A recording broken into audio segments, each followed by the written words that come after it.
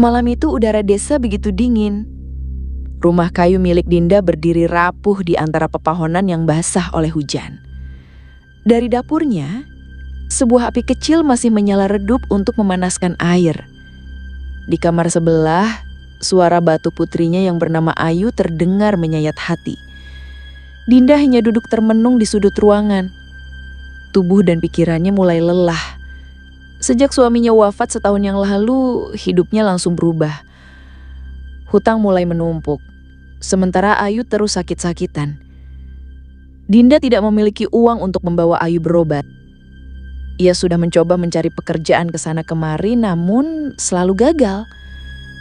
Beberapa barang di rumahnya mulai habis terjual, dan kenyataan itu membuat hatinya semakin hancur. Kini Dinda benar-benar berada di titik terendah dalam hidupnya. Hingga suatu hari, ia bertemu seorang wanita cantik dari luar kota. Dengan mobil mewah, wanita itu berbicara dengan temannya. Dinda hanya diam sambil mendengarkan apa yang mereka bicarakan. Wanita itu berbicara samar, seolah berbisik tentang nama dukun bernama Darmo. Katanya, Abah Darmo adalah dukun sakti yang bisa membuat orang menjadi kaya raya. Dan wanita itu sudah membuktikan kebenaran berita tersebut. Dinda yang sedari tadi mendengarkan kini mulai mendekati wanita tersebut. Dinda meminta izin untuk ikut bersama mereka menemui Abah Darmo. Wanita itu sempat tersenyum dan menanyakan kembali niat Dinda.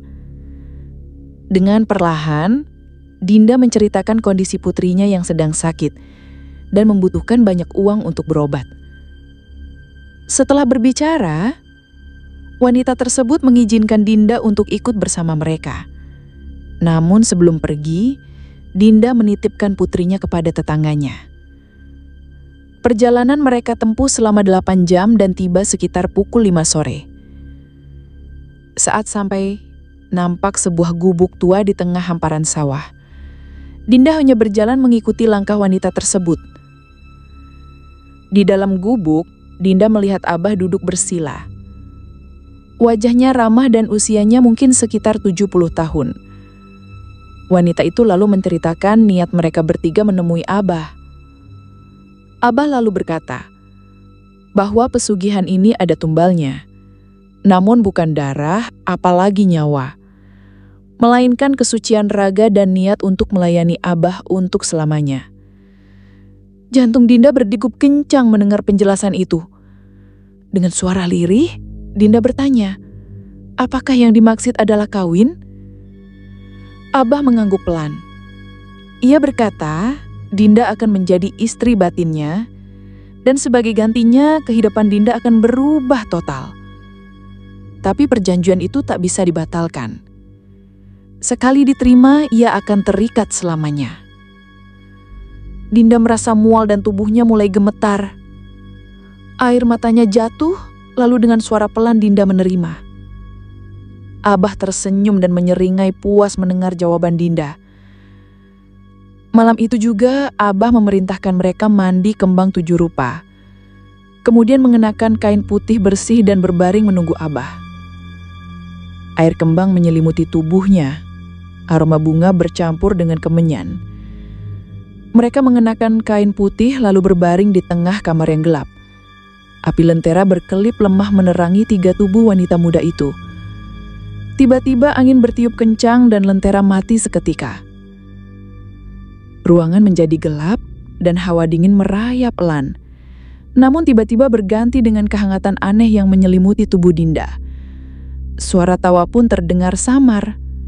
Lalu lama-kelamaan semakin jelas. Tiba-tiba sebuah sentuhan dingin menyentuh kulitnya. Tak ada wujud, tapi jelas terasa.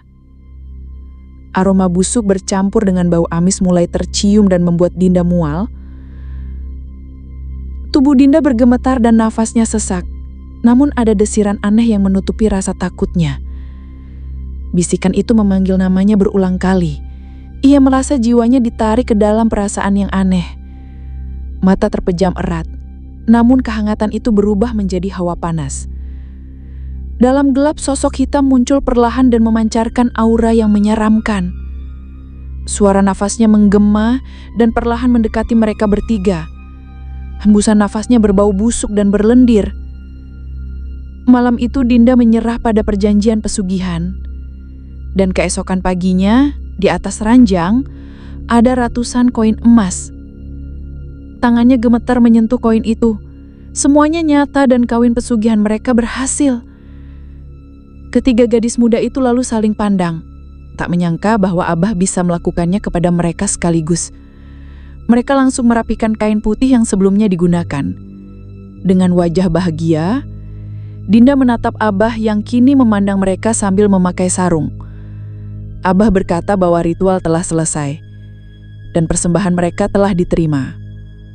Namun setiap malam Jumat mereka wajib melakukan penyatuan dengan pria tanpa ada ikatan pernikahan. Dan setiap purnama, mereka harus kembali menyatu dengan Abah seperti semalam. Ritual kawin pesugihan harus terus dijalankan hingga akhir hayat mereka. Dinda hanya terdiam, menyadari bahwa hidupnya akan selalu melakukan dosa yang dilaknat Tuhan. Meski kepingan emas itu akan menyelamatkan hidup putrinya dan membuatnya kaya raya, Dinda hanya menangis dalam diam. Mereka kembali ke desa dengan wajah bahagia. Suara emas seakan menutup semua penderitaan Dinda selama ini. Ayu akhirnya dibawa ke rumah sakit di kota. Dinda pun langsung membayar semua hutangnya. Senyum tipis muncul di bibirnya meski hatinya hampa. Dan hari kemudian, kehidupan Dinda mulai berubah. Ayu berobat dengan dokter terbaik. Namun kesehatannya justru semakin memburuk. Malam Jumat pun datang. Dan Dinda harus melakukan penyatuan dengan seorang pria. Hawa dingin kembali datang disertai bau busuk. Dinda sadar, dia harus mencari pria yang mau menemaninya melakukan kawin pesugihan. Namun malam itu Dinda gagal mendapatkan pria yang mau menyatu dengannya. Anehnya tak ada satupun pria yang mau. Sedangkan sebelumnya puluhan pria ingin menjadi suaminya. Hingga sosok Abah hadir menembus dinding dan pintu. Abah nampak kecewa karena Dinda telah gagal memberikan persembahan untuknya. Abah memberikan peringatan kepada Dinda jika mau nyawanya selamat. Dia harus segera mencari pria yang mau melakukan ritual kawin dengannya.